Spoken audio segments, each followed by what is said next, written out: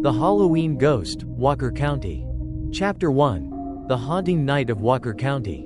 In 1980, autumn came to Texas with an unusual chill. Halloween had passed, but the eerie atmosphere still lingered in the streets.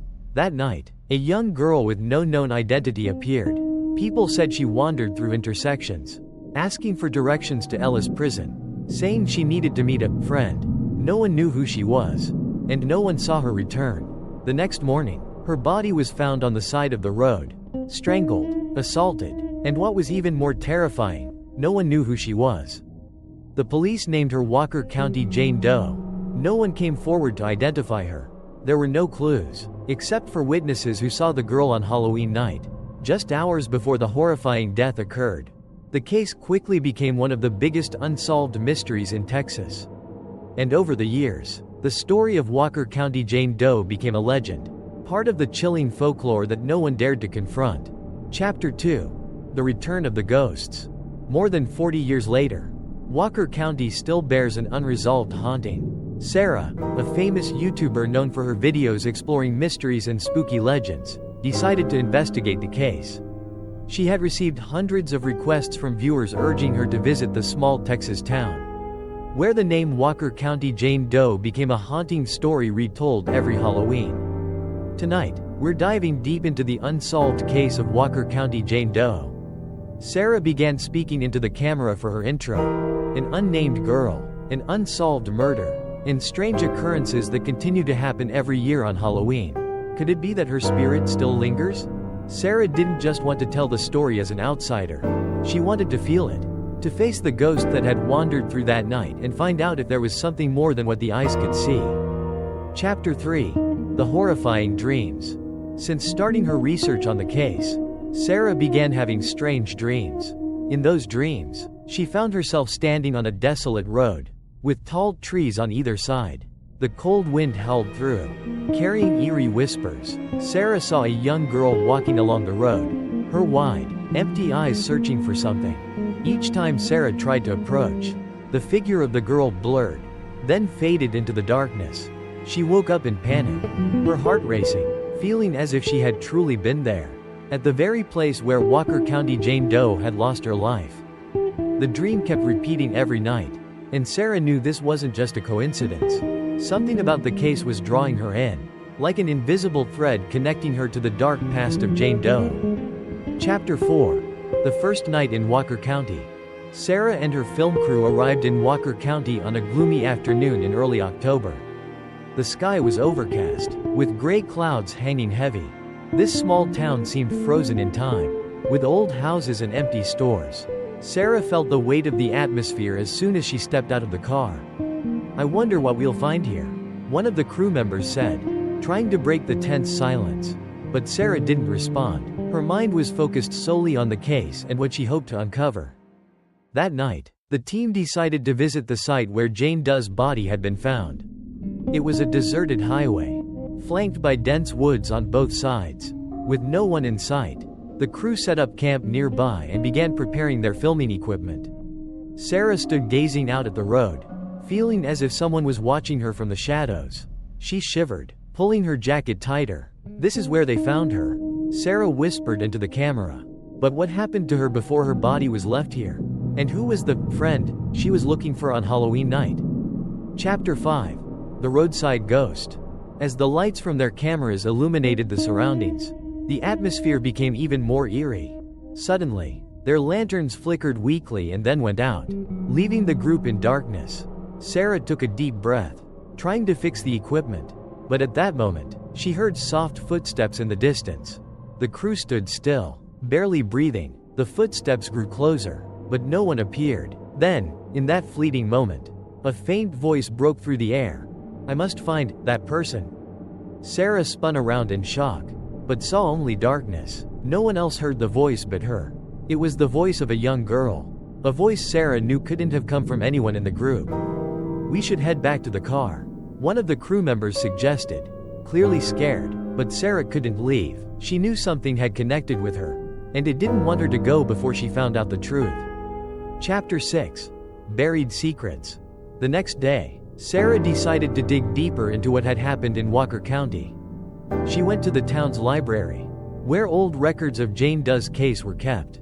Over the years, the case had faded into obscurity, with only a few old articles and faded files left behind. Sarah sifted through the documents, trying to find any clue that could help solve the mystery. She discovered that several other disappearances had occurred near the area in the 1980s.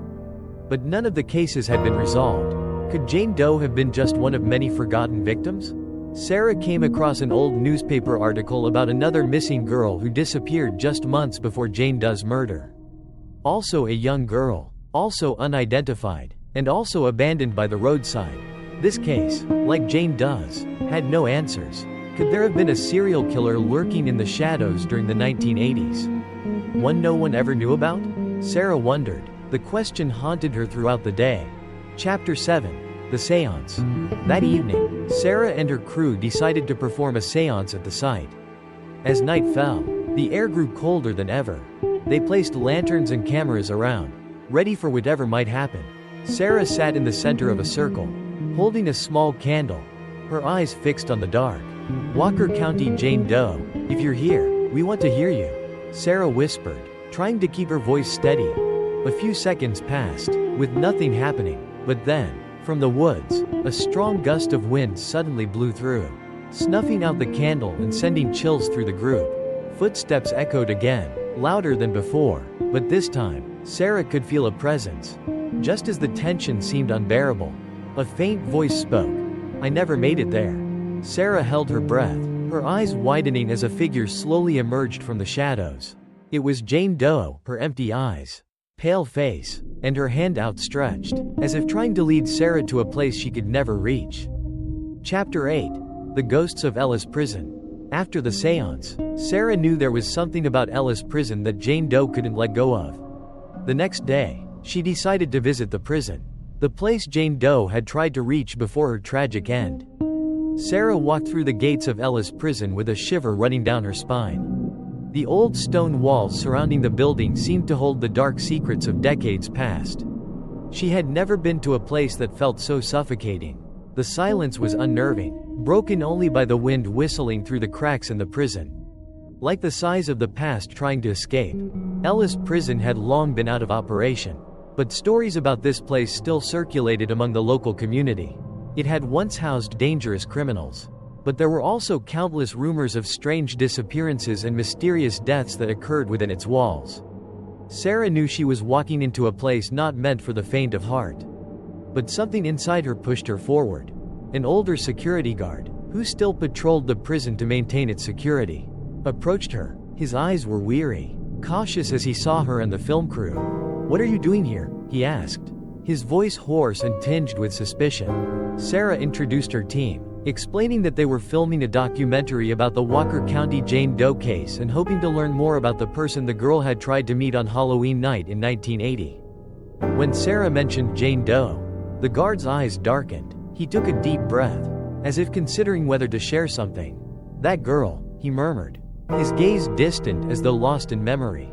"I remember that night. She came here, walked right up to the gates, but never went inside." Sarah was stunned. "What do you mean? You saw her?"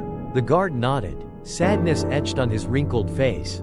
"I saw her. Young girl, long hair, looked scared. She stood outside the gate, staring in as if she were looking for something or someone. But then she turned away. And that was the last time I saw her." Sarah felt like a small piece of the puzzle was beginning to reveal itself.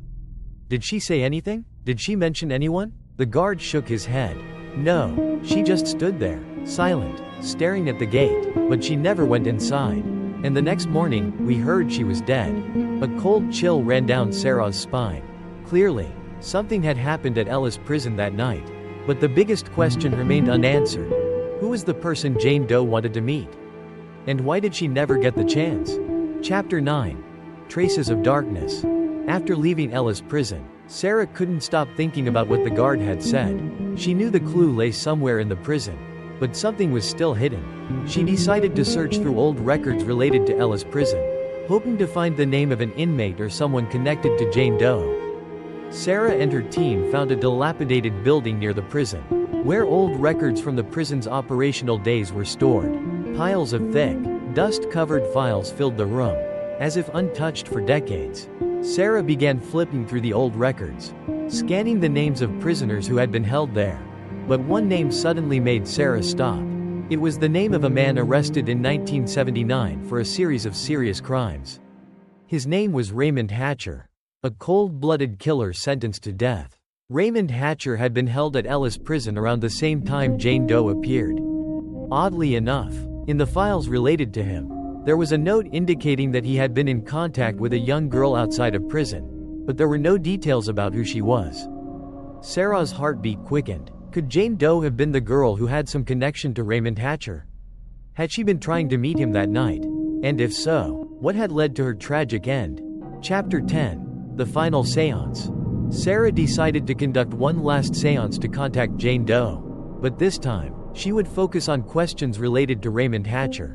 That night, the team returned to the area near Ellis Prison, where Sarah believed Jane Doe's spirit still lingered. The wind blew harder, as if nature itself was signaling something was about to happen.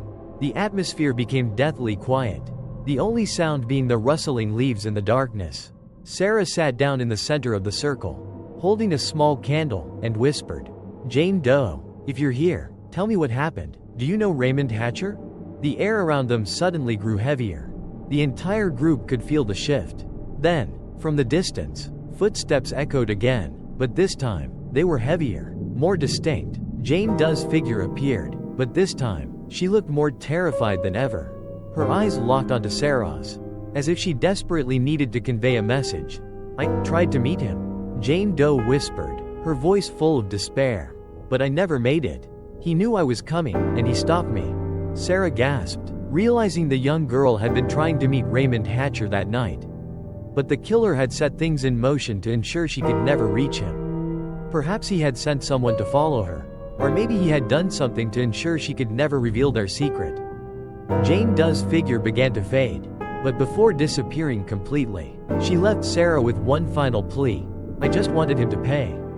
Chapter 11: The Brutal Truth. Sarah returned home after the final encounter with Jane Doe, but she couldn't escape the thoughts of what she had just uncovered. She knew Raymond Hatcher might hold the key to everything, even though she didn't have concrete evidence. Jane Doe's spirit had left crucial clues. Sarah contacted a renowned criminal researcher, someone who had spent their entire career studying serial killers and unsolved mysteries. When Sarah told him about Raymond Hatcher and Jane Doe, the researcher wasn't surprised. Raymond Hatcher was one of the most dangerous criminals I've ever studied. He said, he had a habit of drawing young girls into his life, promising to protect them, but then turning them into victims. He knew how to keep them in the dark, how to make them too scared to speak the truth. A chill spread through Sarah's body. "Do you think Jane Doe was one of his victims?" The researcher nodded. "There's no doubt. She must have known too much." And Raymond made sure she would never speak. Chapter 12: The Release. After digging deeper into Raymond Hatcher's past and his connections, Sarah felt like she was closer to the truth than ever. She decided to create a special video, telling the complete story of Walker County Jane Doe and what she had uncovered. In the video, Sarah didn't just recount the chilling details she had experienced but shared her honest emotions about confronting a ghost from the past. She told the story of Jane Doe's spirit, the mystery of the girl's life, and her terrifying connection to a ruthless killer. When the video was released, millions of people watched it, and the story of Walker County Jane Doe spread far and wide. People began sending messages, sharing what they knew, and many believed that perhaps Jane Doe had finally found peace. Sarah knew that the girl's spirit still lingered somewhere, but at least Jane Doe no longer wandered the darkness alone. She had found someone to listen, and the truth of her death would never be buried again. Epilogue: Ghosts that Remain. After the story went viral, many people traveled to Walker County to pay their respects to Jane Doe. Nameless graves began to see flowers, and the story was passed down through generations. But for Sarah, this story left a deeper impression than any other she had encountered. It wasn't just an unsolved case, it was a story about a lost soul, forever searching for peace. And sometimes, all we need to do is listen.